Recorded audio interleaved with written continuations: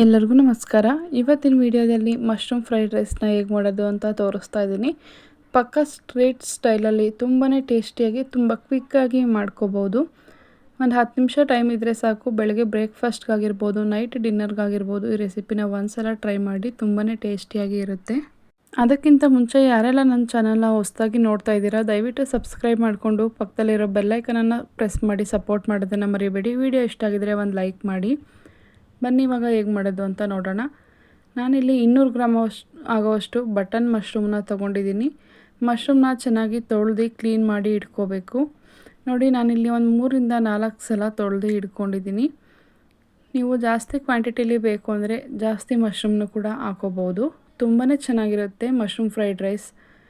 ಇವಾಗ ಈ ರೀತಿ ಒಂದು ಮಶ್ರೂಮ್ನಲ್ಲಿ 4 ಪೀಸ್ ಆಗಿರ್ಬೋದು ಅಥವಾ ದಪ್ಪ ಸೈಜ್ ಮಶ್ರೂಮ್ ಇದ್ದರೆ 6 ಪೀಸ್ ಆಗಿರ್ಬೋದು ಆ ರೀತಿ ಕಟ್ ಮಾಡಿ ಇಟ್ಕೊಂಡು, ಈರುಳ್ಳಿ ಕೂಡ ಕಟ್ ಮಾಡಿ ಇಟ್ಕೊಂಡಿದ್ದೀನಿ. ಈ ಕಡೆ ಕ್ಯಾಪ್ಸಿಕಮ್ ಕೂಡ ಕಟ್ ಮಾಡಿ ಇಟ್ಕೊಂಡಿದ್ದೀನಿ.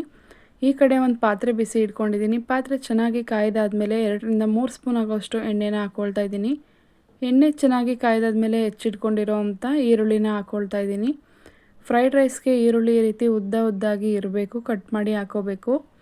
ಇವಾಗ ಈರುಳ್ಳಿ ಹಸಿ ವಾಸನೆ ಹೋಗೋವರೆಗೂ ಒಂದು 2ರಿಂದ 3 ನಿಮಿಷ ಮೀಡಿಯಮ್ ಟು ಹೈ ಫ್ಲೇಮಲ್ಲಿ ಒಗ್ಗರಣೆಯಲ್ಲಿ ಚೆನ್ನಾಗಿ ಫ್ರೈ ಮಾಡ್ಕೊಂಡಾದಮೇಲೆ ಕಟ್ ಮಾಡಿ ಇಟ್ಕೊಂಡಿರೋ ಅಂಥ ಒಂದು ದಪ್ಪ ಸೈಜ್ದು ಕ್ಯಾಪ್ಸಿಕಮ್ನ ಕೂಡ ಹಾಕ್ಕೊಳ್ತಾ ಇದ್ದೀನಿ. ಕ್ಯಾಪ್ಸಿಕಮ್ ಕೂಡ ಇದೇ ರೀತಿ ಉದ್ದಾಗಿ ಇರಬೇಕು.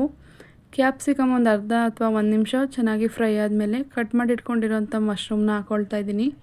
ಇವಾಗ ಮಶ್ರೂಮ್ ಮತ್ತು ಕ್ಯಾಪ್ಸಿಕಮ್ನ ಹಾಕಿ ಆದಮೇಲೆ ಚೆನ್ನಾಗಿ ಒಂದು ಸಲ ಮಿಕ್ಸ್ ಮಾಡ್ಕೋಬೇಕು.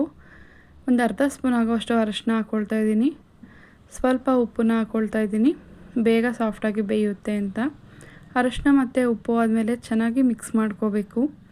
ಇದಿಷ್ಟನ್ನು ಮಿಕ್ಸ್ ಮಾಡಿಕೊಂಡು ಒಂದು ಲಿಡ್ಡನ್ನು ಕ್ಲೋಸ್ ಮಾಡಿ ಒಂದು 5 ನಿಮಿಷ ಫ್ರೈ ಆಗೋದಕ್ಕೆ ಬಿಡಬೇಕು. ಮಧ್ಯ ಮಿಕ್ಸ್ ಮಾಡ್ಕೊಳ್ತಾ ಇರಬೇಕು. ಇವಾಗ ಈ ಕಡೆ ಮಶ್ರೂಮಲ್ಲಿರೋ ಅಂಥ ನೀರೆಲ್ಲ ಬಿಟ್ಟು ಆಯಿಲೆಲ್ಲ ಸಪ್ರೇಟ್ ಆಗ್ತಾಯಿದೆ. ಇವಾಗ ಅರ್ಧ ಸ್ಪೂನ್ ಆಗೋಷ್ಟು ಶುಂಠಿ ಬೆಳ್ಳುಳ್ಳಿ ಪೇಸ್ಟ್ ಹಾಕಿ ಹಸಿ ವಾಸನೆ ಹೋಗೋವರೆಗೂ ಚೆನ್ನಾಗಿ ಫ್ರೈ ಮಾಡ್ಕೋಬೇಕು. ಒಂದು 2 ನಿಮಿಷ ಫ್ರೈ ಮಾಡಿಕೊಂಡ್ರೆ ಸಾಕು. ಇವಾಗ ಖಾರಕ್ಕೆ ತಕ್ಕಷ್ಟು ಖಾರದ ಪುಡಿ ಹಾಕ್ಕೊಳ್ತಾ ಇದ್ದೀನಿ. 1/4 ಸ್ಪೂನ್ ಅಥವಾ ಅರ್ಧ ಸ್ಪೂನ್ ಆಗೋಷ್ಟು ಗರಂ ಮಸಾಲ ಪೌಡರ್ನ ಹಾಕ್ಕೊಂಡು ಪೌಡರ್ದು ಹಸಿ ವಾಸನೆ ಹೋಗೋವರೆಗೂ 1 ನಿಮಿಷ ಮೀಡಿಯಮ್ ಫ್ಲೇಮಲ್ಲಿ ಫ್ರೈ ಮಾಡ್ಕೋಬೇಕು. ಇವಾಗ ನೋಡಿ ಸುತ್ತ ಎಣ್ಣೆ ಬಿಡ್ತಾ ಇದೆ ಅಂತ ಅಂದಾಗ ರೈಸ್ನ ಹಾಕ್ಕೋಬೇಕು. ಉದುದ್ರಾಗಿ ಮಾಡಿಟ್ಕೊಂಡಿರೋ ಅಂಥ ಅನ್ನನ ಹಾಕ್ಕೋಬೇಕು. ಬಿಸಿ ಅನ್ನ ಹಾಕ್ಕೊಂಡ್ರೆ ಮೆತ್ತಗಾಗ್ಬಿಡುತ್ತೆ. ಈ ರೀತಿ ತಣ್ಣಗೆ ಮಾಡ್ಕೊಂಡು ಅನ್ನ ಹಾಕ್ಕೊಂಡು ಅನ್ನನ ಚೆನ್ನಾಗಿ ಮಿಕ್ಸ್ ಮಾಡ್ಕೊಳ್ಳೋದ್ರಕ್ಕಿಂತ ಮುಂಚೆ ಅರ್ಧ ಸ್ಪೂನ್ ಆಗೋಷ್ಟು ಸೋಯಾ ಸಾಸ್ನ ಹಾಕ್ಕೊಳ್ತಾ ಇದ್ದೀನಿ. ನಾನಿಲ್ಲಿ ಸ್ಟ್ರೀಟ್ ಸ್ಟೈಲಲ್ಲಿ ಮಾಡೋದ್ರಿಂದ ಸೋಯಾ ಸಾಸ್ನ ಹಾಕ್ಕೊಳ್ತಾ ಇದ್ದೀನಿ. ಬೇಡ ಅಂದರೆ ಸ್ಕಿಪ್ ಕೂಡ ಮಾಡ್ಬೋದು, ಹಂಗೇನೂ ಕೂಡ ಚೆನ್ನಾಗಿರುತ್ತೆ. ಹಾಕಿದ್ರೆ ಇನ್ನೂ ಸ್ವಲ್ಪ ಟೇಸ್ಟು ಚೆನ್ನಾಗಿರುತ್ತೆ. ಸೋಯಾ ಸಾಸ್ ಹಾಕ್ಕೊಂಡು ಚೆನ್ನಾಗಿ ಮಿಕ್ಸ್ ಮಾಡಿದ್ಮೇಲೆ ರುಚಿ ನೋಡಿಕೊಂಡು ಸ್ವಲ್ಪ ರುಚಿಗೆ ಬೇಕು ಅಂತ ಅಂದರೆ ಉಪ್ಪನ್ನ ಹಾಕ್ಕೊಂಡು ಚೆನ್ನಾಗಿ ಮಿಕ್ಸ್ ಮಾಡಿಕೊಂಡು ಲಾಸ್ಟಲ್ಲಿ ಕೊತ್ತಂಬರಿ ಸೊಪ್ಪನ್ನ ಉದುರಿಸ್ಕೊಂಡ್ರೆ ಆಯಿತು. ತುಂಬಾ ಟೇಸ್ಟಿಯಾಗಿರೋವಂಥ ಮಶ್ರೂಮ್ ಫ್ರೈಡ್ ರೈಸ್ ರೆಡಿ. ಪಕ್ಕಾ ಸ್ಟ್ರೀಟ್ ಸ್ಟೈಲಲ್ಲಿ ತುಂಬಾ ರುಚಿಯಾಗಿರೋವಂಥ ಮಶ್ರೂಮ್ ಫ್ರೈಡ್ ರೈಸ್ನ ಟ್ರೈ ಮಾಡಿ ನೀವು ಒಂದ್ಸಲ ಈ ವಿಧಾನದಲ್ಲಿ.